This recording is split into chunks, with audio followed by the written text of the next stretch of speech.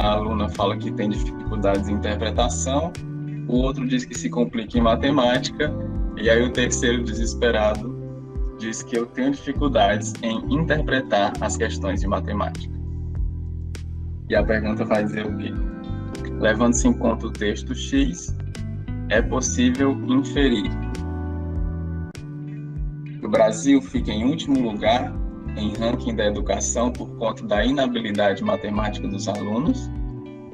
B, que a precária habilidade interpretativa dos alunos prejudica a aprendizagem em inúmeras áreas do conhecimento. C, que apenas desenvolvendo a habilidade de leitura é possível resolver as demandas educacionais. D, que a preocupação em subir no ranking deve orientar o trabalho do docente da área de linguagem. E letra E, que os estigmas da variação linguística prejudicam o desenvolvimento da habilidade matemática dos alunos. E aí, qual vocês marcariam? Vocês veem aqui, ó, levando-se em conta o texto X, que nós sabemos, né, que uma imagem, um cartoon, uma charge, uma tirinha, tudo isso são textos. Então, esse aqui é o texto X. É possível inferir. O que é inferir? Inferir é concluir, é deduzir, é compreender a partir do texto, lendo não apenas o que está explícito, mas também o que está implícito. Todo texto tem sempre os seus implícitos, também aquilo que ele deixa um pouco subentendido, né? Ou que exige o nosso conhecimento de mundo para ler. E a gente vai falar exatamente hoje sobre os 3 conhecimentos que precisam ser ativados quando estamos lendo, que é o conhecimento textual, o conhecimento linguístico e o conhecimento de mundo. Então, letra A, o Brasil fica em último lugar em ranking da educação por conta da inabilidade matemática dos alunos? Não é isso que o texto está me dizendo, porque ele está falando também em dificuldades em interpretação textual. Então, não pode ser apenas a inabilidade matemática.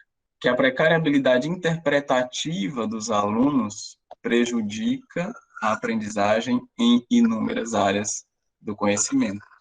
Essa daqui parece que está correta, porque o texto, estamos falando de interpretação textual e, ao mesmo tempo, de matemática, ou seja, pensando essa interdisciplinaridade. Eu não posso pensar que a matemática está completamente desconectada do português, porque eu preciso saber interpretar as questões de matemática, não é verdade? Que é exatamente a dificuldade do terceiro personagem. Inclusive, no Enem, a grande dificuldade é realmente interpretar aqueles textões, né, que são os cabeçalhos das perguntas. A grande dificuldade é interpretar porque muitas vezes a resposta está no próprio texto que o Enem já dá para a gente. Então, letra C, que apenas desenvolvendo a habilidade de leitura é possível resolver as demandas educacionais. Esse daqui é uma casca de banana, né? Mas ele diz apenas a desenvolvendo a habilidade de leitura. Aí ele está falando em matemática também, né? Então, não seria isso. D, que a preocupação em subir no ranking deve orientar o trabalho do docente da área de linguagem. Jamais, apesar do que algumas prefeituras acham, né?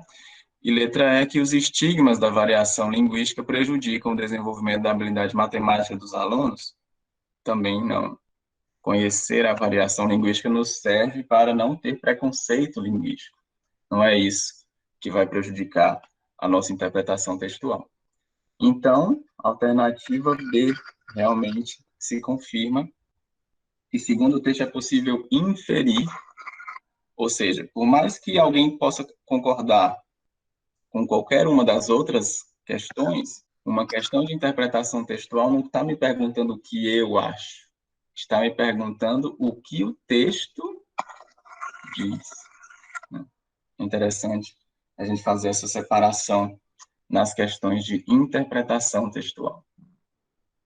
Antes de ler, só mostrar essa imagem para vocês, que eu gosto de pensar em relações piramidais, né? Em relações que possam ser explicadas a partir de pirâmides, porque aí a gente pensa o que está na base para podermos chegar no topo.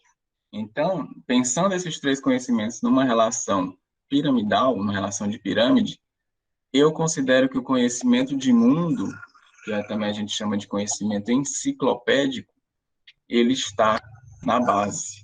Eu preciso ter conhecimento de mundo para depois conseguir ter conhecimento linguístico e textual.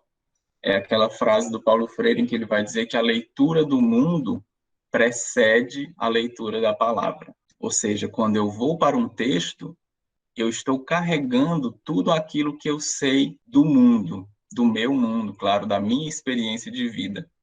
É por isso até que tem outra frase genial do Frei Beto e do Leonardo Boff, né, em que eles vão dizer que a cabeça pensa a partir de onde os pés pisam.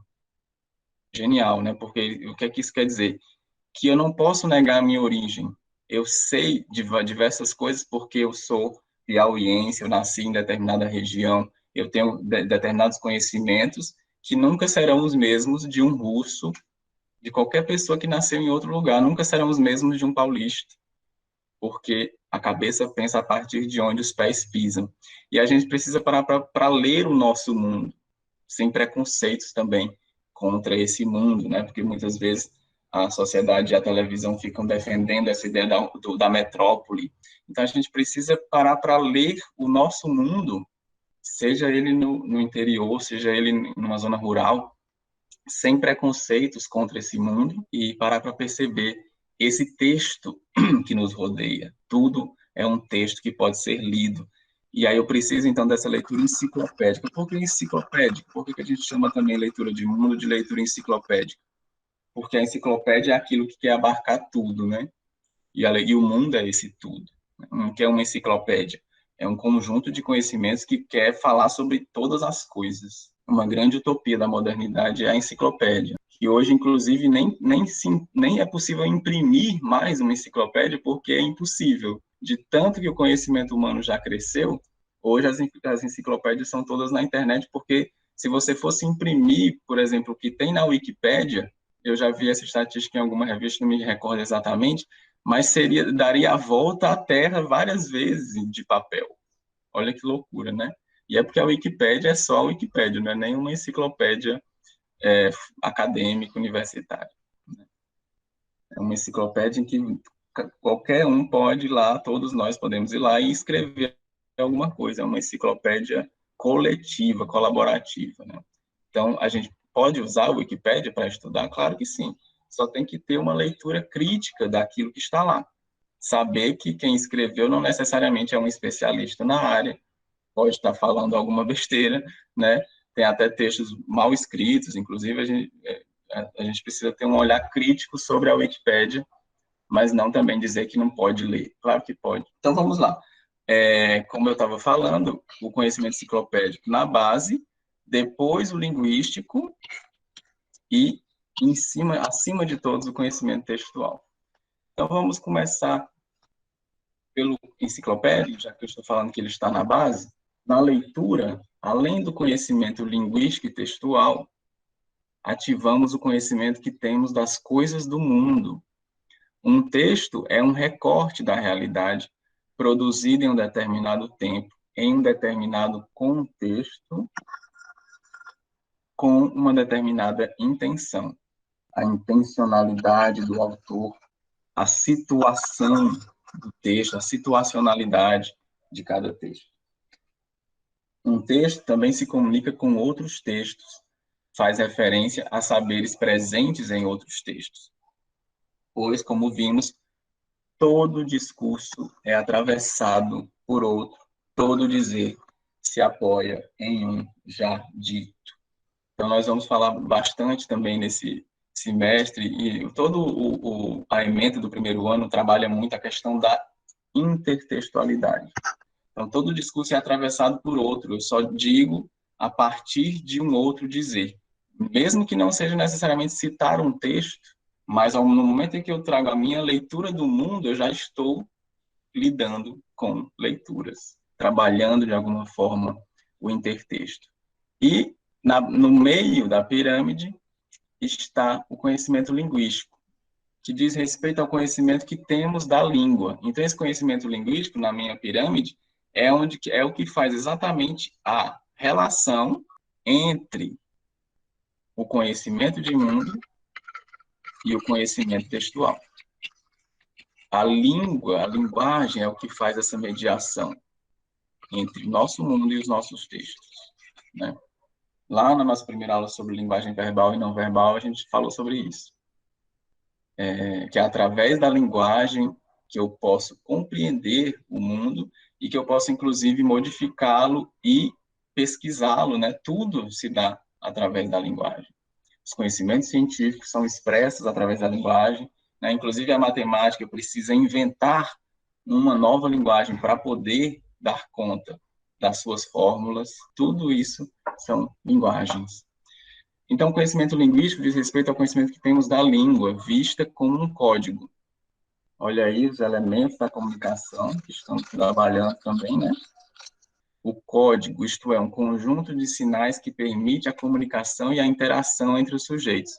Evidentemente, só podemos ler e escrever em uma língua que conhecemos. Uma língua apresenta um conjunto de palavras que denominamos léxico, é o vocabulário, né?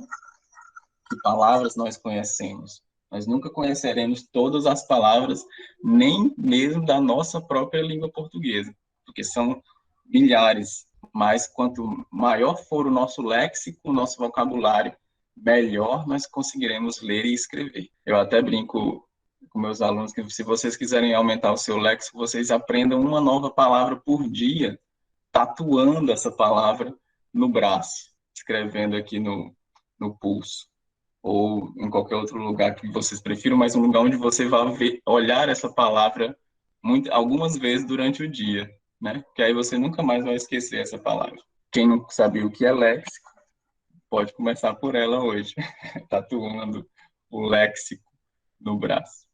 Então, denominamos léxico, conjunto de palavras e um conjunto de regras, que vocês já conhecem bem, que é a denominada gramática. Portanto, o conhecimento linguístico pressupõe o domínio da gramática e do léxico da língua, né? Então, as estruturas sintáticas, como que eu faço para compor uma frase bem articulada e com que palavras, né? Com que palavras eu componho essa estrutura sintática. Então, nesse parágrafo, ele vai falar especificamente sobre o léxico, que é um conjunto aberto, ou seja, novas palavras estão surgindo o tempo inteiro. Viralizar, né? Surgiu aí com a internet. Então, viralizar, cybercrime, tecnobrega, bafômetro, fumódromo. Outras vão desaparecendo, como vitrola, fonógrafo, telex, chofé. Então, o léxico vai mudando. Nenhum falante tem um domínio completo do léxico da língua, como eu acabei de falar. Na verdade, conhecemos uma parte das palavras que formam o léxico, que vai constituir o nosso vocabulário. Então, o conhecimento linguístico é basicamente esse conhecimento do vocabulário e das estruturas sintáticas.